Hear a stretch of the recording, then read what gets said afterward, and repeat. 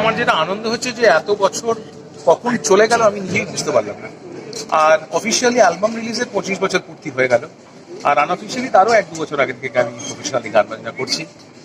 এতদিন ধরে ভালো গান এবং